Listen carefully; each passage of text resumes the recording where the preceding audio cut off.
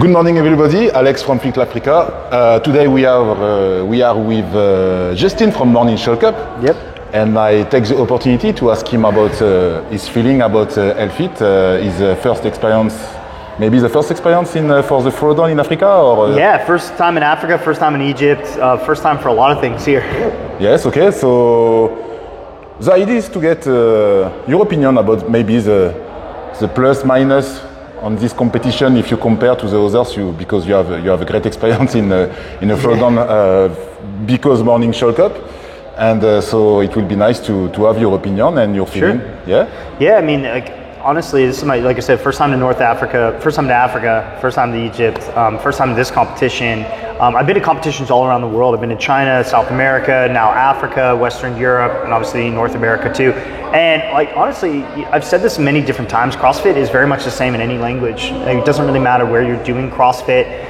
Yeah, there might be some fitter athletes here, fitter athletes there, etc. But the community that comes together and hangs out and supports each other and is coming out here trying to do their best is very much the same. You have a team here that's very solution oriented, that's trying to figure out ways to make sure this is the best competition for the athletes and the spectators, etc.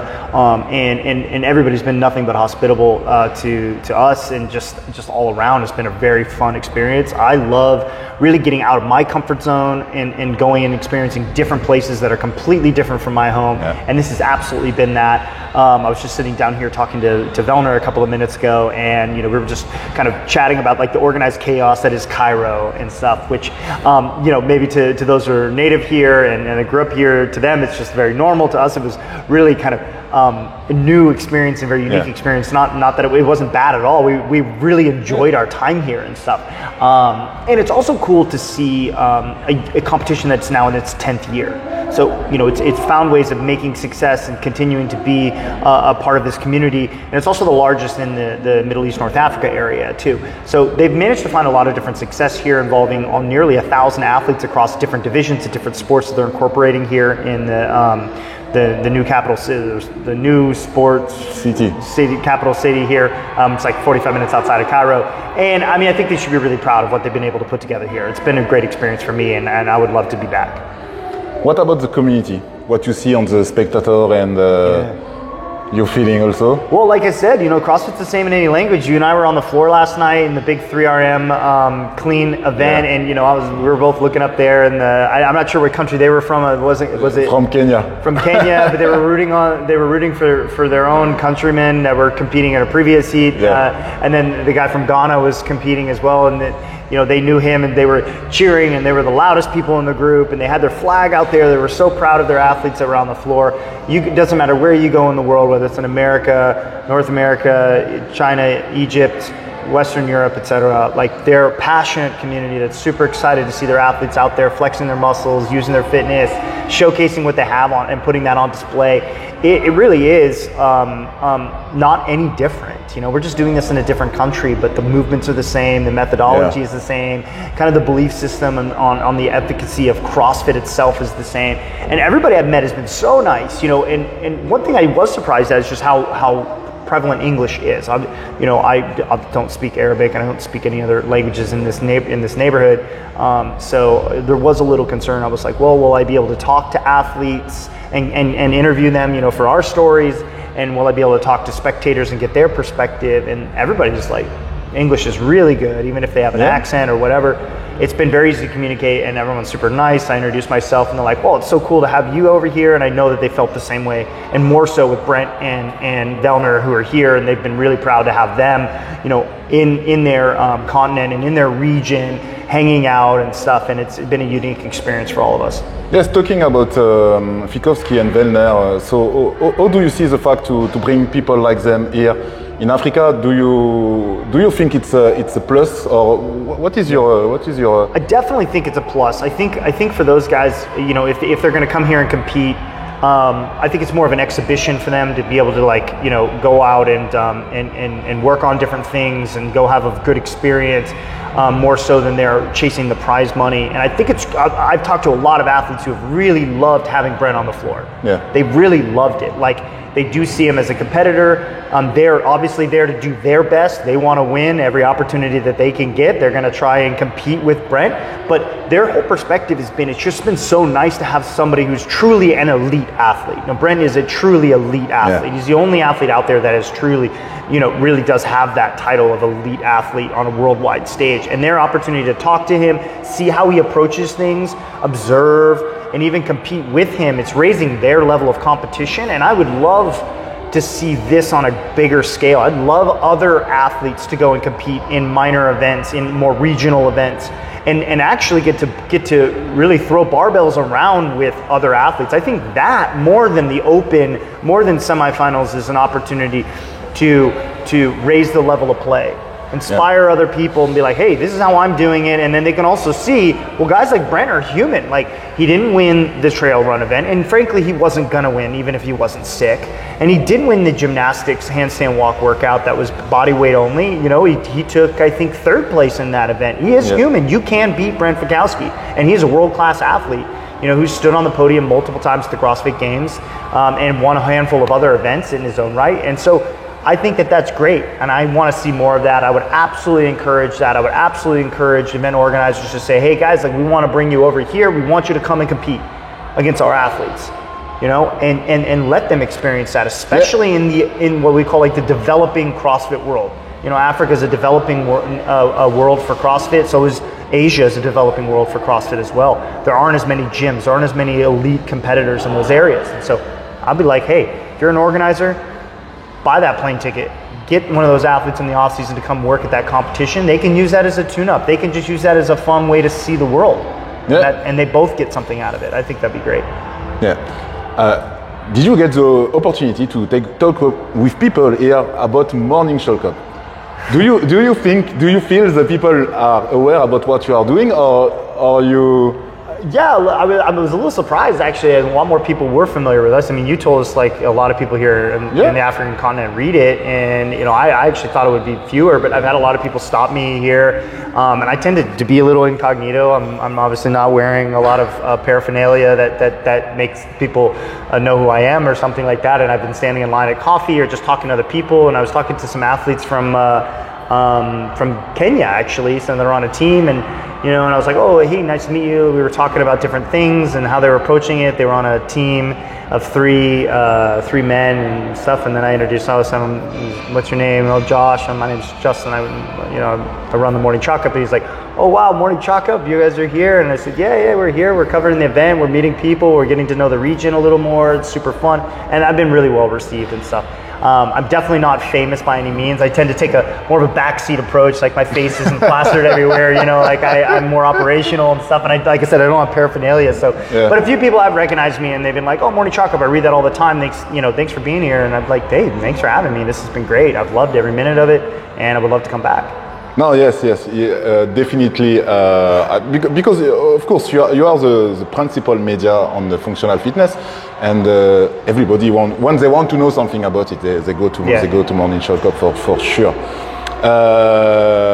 Now I want to know, what do you think about the fact we have only one spot on the CrossFit Game? Yeah, I go back and forth a little bit here. CrossFit Games has 40 spots, and the African athlete typically is on the bottom side of that.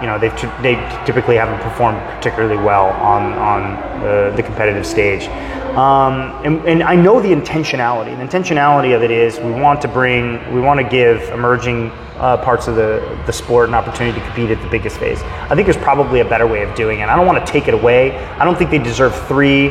I don't know if they deserve 2. I'm not really the guy to make that decision, but I'm 100% behind finding ways and opportunities for emerging competitive areas to have opportunities to compete with the best. I came from a sports background. I grew up playing sports, and my dad used to tell me all the time, play with better athletes, you become a better athlete. Yeah. If you want to be good, beat everybody. You'll learn nothing from winning other than you're a winner. Yeah. Against athletes you're clearly better than. If you want to, you'll learn a lot more from losing. So go play high school, when I was in middle school, go play high school basketball players. Go play with them. Go pick them up one-on-one. Go play pickup games against guys that are bigger. You'll learn how to be better. And I think that we need a better system than just sending one athlete to the games. So we send 2? Yeah, that's two athletes. That's great, but like we were talking about the other day, you know, the Kenyan might not really be rooting for the South African, and he's like, yeah, that's great that the person's from Africa, but this is a continent of 55 nations. You know, that's like, you know, I mean, the athletes from Morocco may be pretty excited that there's an African there competing, and that person's from South Africa. But it's like, well, Morocco's up here and South Africa's down here. It's like 4,500 miles between the both of them. It's like, you're not really rooting for your countrymen anymore. Yeah. And so I think there's got to be a better way to find opportunities to get great athletes. And this is one way, but I think there could be a more organized way of doing that. I don't know if two spots at the games makes that much of a difference when you have 55 nations in this continent. Yeah, but by the way, okay, at the semi-final you have not the 55 nation. So have what? So maybe it's some 10 different nations. Yeah. Maximum. Because yes, most of them come from South Africa. Yeah, most from South Africa, yes. And because the point is that's why yes, it's very important to bring lead athlete here, because we cannot get enough spot to go there. Right. And so definitely, because you know the people really love CrossFit. Yeah. And they have this thing when they see only one spot, they feel like they are they are put on the side, and it's a bad feeling. Well, I think you have to balance the equation between sports and development. Okay, so sports, look, like not everybody gets a cookie in sports. If you're not good enough, you don't get to show up. You know, and I'm being really harsh in saying this, but like, look, you're not good enough to compete. There's not if you're not beating these guys or these girls, you haven't earned it. And you know, the CrossFit's always retained like the fittest on earth kind of mentality, which is, look, these are and should be the 40 fittest individuals on earth. And if you are one of the 40 fittest, well, congratulations, welcome to the show. If you're not, then, you know, and like I said, the African athletes typically have been towards the end of that spectrum and stuff, and so, you know, the other side of the equation is development. You need to give people an opportunity to develop, to actually foster more competitive environments, to raise their level of play. So on one hand, I'm being extremely harsh, being like, look, if you're better, then you get a chance to compete. If you're not better, well, then you don't. Yeah, but you know, finally, okay, you get better, but finally it's still one. But you need that to happen in succession over time. So you need enough. And so I think CrossFit can actually do a better job developing emerging markets than just the CrossFit Games. I think the CrossFit Games is an okay way, but like I said, you have one and now you have two, you're like, well, that's not very many.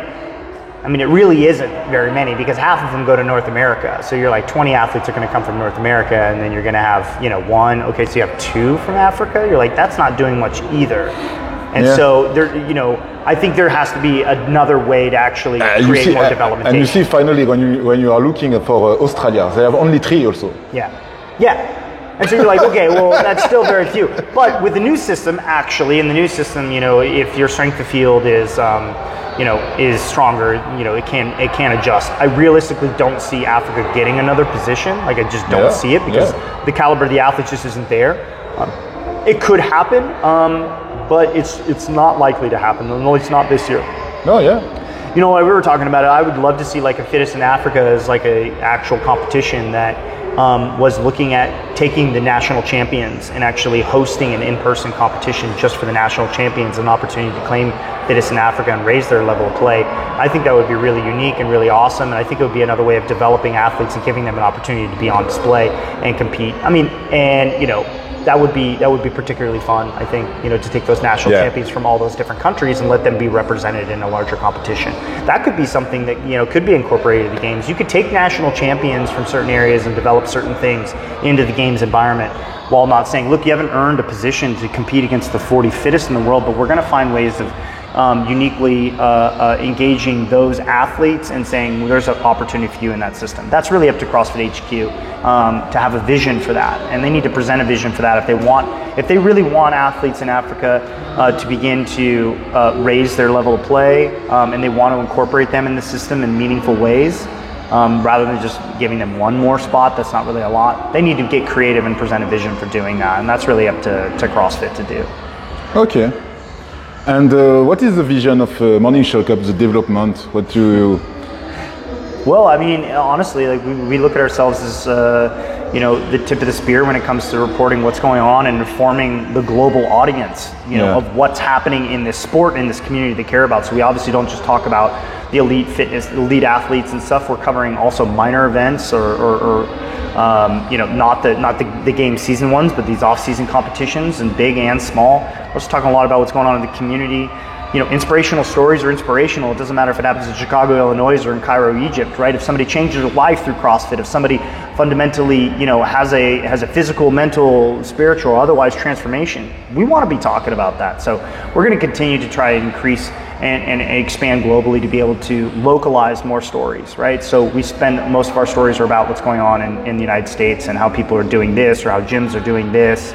We want to be able to have greater contacts in these other areas and be able to say, well, in this area, look, this is something, and these are story for you, right? It's a story for, we can't write about every country every week, but we can say, well, we've got stories covering Europe, South America, Asia, the islands, we've got Oceania, we've got Africa, etc. And so by expanding our network, we're able to tell more stories that inspire athletes in other areas, right? It's great if somebody's doing something in North America, but if you're in Ghana, you're like, that's cool, but I would love to read something about somebody that's maybe in that area. So maybe it's not Ghana, maybe it's in Zimbabwe, maybe it's Kenya or something like that. You're reading about somebody that's at least, on your map, in your vicinity, in a country that maybe you've been to, right? And most of the athletes I've talked to, a lot of them, like, hey, have you ever been to the United States? Oh no, it would be a dream to and stuff. So we want to provide more stories for people in the areas, at least, that's on their continent, right? And that just takes a little bit of time to get to know more people like yourselves. I know you're in Morocco, and I've met a lot of people here in Egypt that can tell me more about what's going on in their communities. Like, oh, you got to hear about this story. This is super cool. And so by expanding that network of contacts, we can localize more of our stories. And like I said, it's inspirational. It doesn't really matter. Like, I still want to read about a guy that does something amazing here, changes his life, changes somebody else's life, does something, or is doing something in his gym. That's relevant to us because we're a global community, and we still believe in the ethos of CrossFit. We believe that it transforms lives, both physically, emotionally, and many times too, both at the same time. And then, it gets people off the carbs, off the couch, like actually changes the way they eat, changes the way they live, and we believe in that. So we're going to try and do more things that engage audiences in their locale as best as possible. We'll never be perfect at it. We'll never cover every country, but we've written something close to 1,400 stories this year already, half of which are community focused. So we're going to continue to expand and operate in that kind of way. Okay. Thank you, Justin. Thank you very much. For the interview. Yeah, and it was great to finally get a chance to meet you too. I know we've talked a lot on Instagram, and you've been a great mouthpiece for elevating a lot of these stories that are coming out of Africa. It's a very African focused Instagram account. So, I've looked at your page and just said, oh yeah, like, is there something there that we can cover too? Which is great because, all the news pieces are mostly North American based, and some in Western Europe too. And I think Africa needs its own opportunity to have a voice too, which is great. And I've definitely looked at your stuff, so it's great to meet in person as well. Yeah, which is super very fun. Nice. Yes. Yeah. Thank you very much. Thank you very much.